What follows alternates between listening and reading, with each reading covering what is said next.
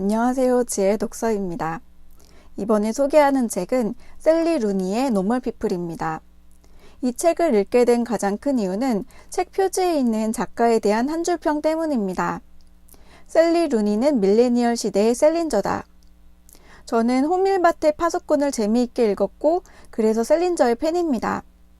셀린저가 표현해내는 성인이 되기 직전의 청소년기를 아주 좋아하는데 셀리 루니가 밀레니얼 시대의 셀린저라고 하니까 그녀의 소설이 어떻길래 그럴까 아주 호기심이 갔습니다. 책 서두에 조지 엘리엇이 쓴 다니엘 데론다의 문장을 인용해 놓았습니다. 사람들은 다른 누군가의 인격에 강한 영향을 받아 그 인격을 순순히 수용한 다음에야 하늘이나 땅의 계시도 받아들일 수 있다는 것이 인간 정신 변화의 비밀이다. 조지 엘리엇 다니엘 데론다에서.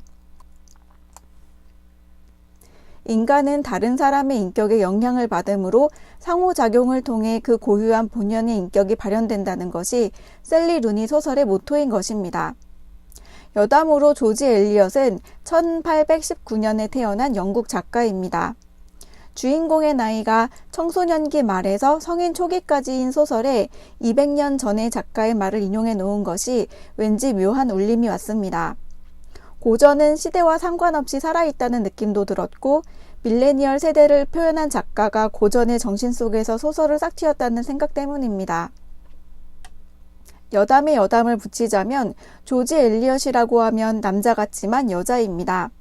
자신의 사생활과 작품이 연결되는 것을 피하려는 이유, 그리고 남자 이름으로 작품을 내야 더 진지하게 읽힐 것이라는 생각 때문에 필명으로 남자 이름인 조지 엘리엇을 사용했습니다. 조지 엘리엇의 본명은 메리 앤 에번스입니다. 제가 이렇게 여담에 여담을 붙인 이유는 바로 이 이름 때문입니다. 노멀 피플, 이 소설의 여자 주인공 이름이 메리앤입니다. 과연 셀리 루니가 여기까지 생각해서 이름을 붙인 것일까 궁금했습니다. 그리고 사실 그랬을 거라는 쪽으로 마음이 기울었습니다. 지금 말씀드린 것처럼 주인공의 이름은 메리앤입니다. 우리나라 교육제도로 따지면 고등학생입니다. 그녀는 변호사인 엄마와 오빠 앨런과 함께 살고 있습니다. 아빠도 변호사였는데 메리앤이 13살 때 돌아가셨습니다. 아빠는 생전에 엄마를 때렸습니다. 그리고 엄마는 그런 폭력을 감내했는데 그래서일까요? 엄마는 늘 오빠인 앨런 편을 들고 앨런을 우선시하며 심지어 앨런이 메리앤에게 가하는 폭력과 무시와 학대를 묵인합니다. 물론 엄마는 메리앤도 사랑하지만 앨런 다음이라는 명제 하에 그렇습니다. 엄마 아빠가 변호사인 덕에 집은 아주 부유하고 지역에서도 상류층이지만 메리앤은 외롭습니다. 집에서뿐 아니라 학교에서도 그렇습니다. 메리앤은 따돌림을 받습니다. 하는 행동이나 생각이 독특하다는 이유 때문입니다. 친구들은 메리앤에게 관심 없지만 자기들끼리 심심풀이 가심용으로 온갖 이상한 소문을 만들어 퍼뜨리곤 합니다. 그러나 메리앤은 그런 것에 별로 신경 쓰지 않습니다. 말 그대로 마이웨이입니다. 그녀는 머리가 아주 좋아서 성적이 우수한데 또래 친구들과 어울리지 않는 만큼 혼자 책도 많이 읽고 이런저런 사회학적인 문제에 관심을 갖고 탐구합니다. 메리앤의 상대가 되는 남자 주인공의 이름은 코넬입니다. 그는 메리앤과 상당 부분에서 대조적인 인물입니다. 남자라는 성별도 그렇지만 가정 환경과 학교 생활, 교우 관계 등 대부분에서 그렇습니다. 코넬의 엄마는 17살 때 임신해서 자퇴를 하고 코넬을 낳았고 청소 일을 하면서 홀로 코넬을 키우고 있습니다. 어려운 가정 형편이지만 엄마와 아들은 친구처럼 지내며 사랑을 듬뿍 주고받습니다. 코넬은 체격도 좋아서 축구부의 에이스이고 공부도 잘합니다. 여자 남자 할 것 없이 모든 친구들에게 인기가 좋습니다. 약간 과묵하고 수더분한 면이 있는데 친구들은 그런 것 또한 그의 매력이라고 여깁니다.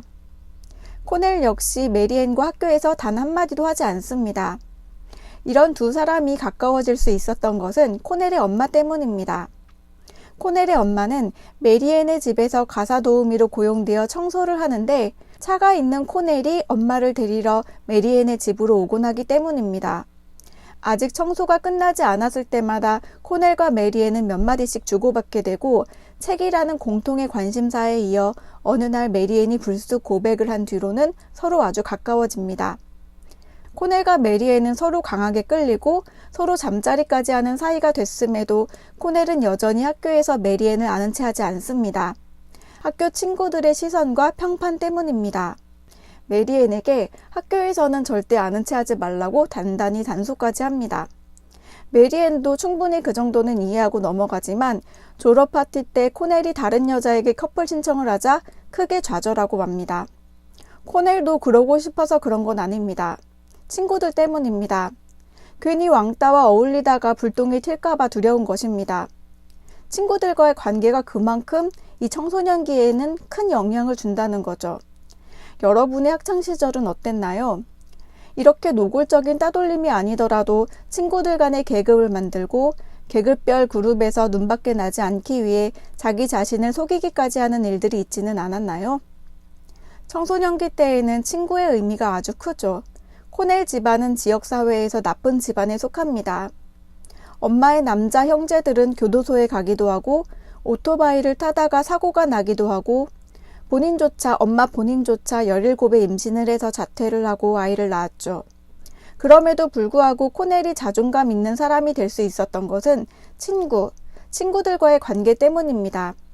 그들의 인정과 그들의 애정이 코넬로 하여금 자기 자신을 멋진 사람, 괜찮은 사람으로 인식하게 한 것입니다.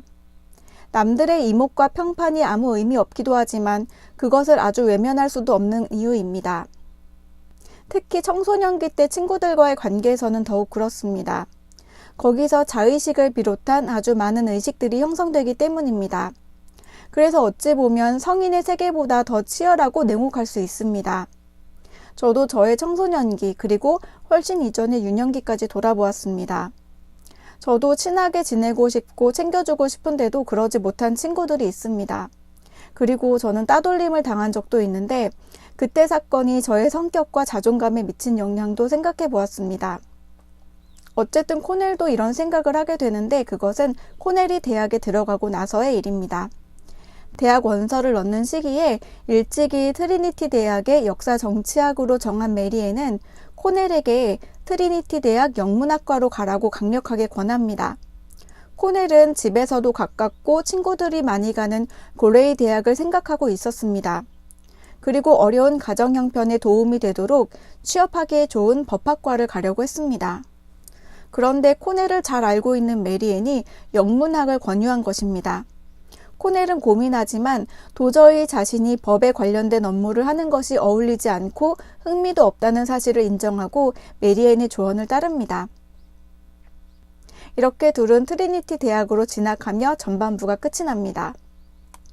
트리니티 대학에서는 고등학생 때와는 정반대의 상황이 연출됩니다. 트리니티 대학은 청소년과 다름없는 어른의 집단이고 또 어른과 다름없는 청소년의 집단입니다. 고등학교 때처럼 계급이 존재하긴 하는데 그 계급은 고등학교 때의 기준과는 확연히 다릅니다.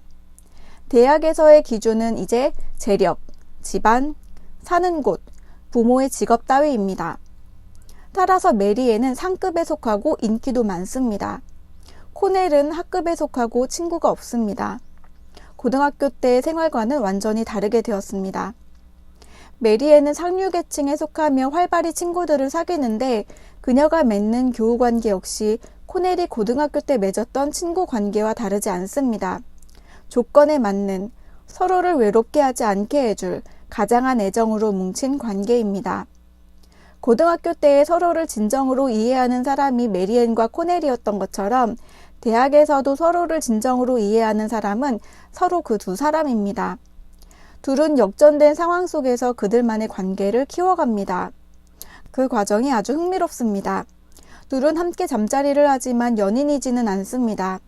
사랑하지만 그 사랑을 의심하고 주저하며 친구라는 이름으로 서로의 곁을 지킬 뿐입니다. 왜 연인으로 가지 못할까요? 소설에서는 여러 이유를 제시합니다. 고등학생 때에는 미처 의식하지 못했던 여러 조건들, 자격지심과 의심, 망설임과 오해, 어긋난 타이밍 등.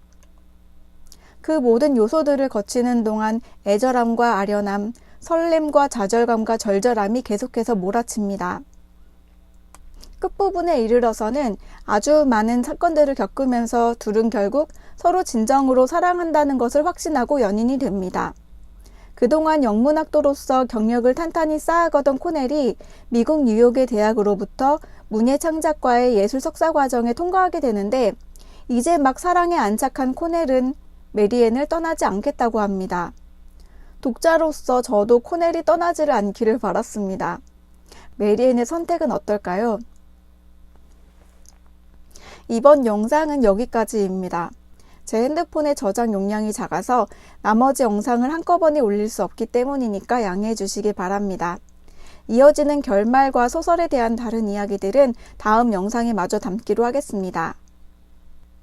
이번에 리뷰한 책은 셀리 루니의 노멀 피플입니다. 다음 영상에서도 노멀 피플로 찾아오겠습니다. 지혜 독서입니다. 감사합니다.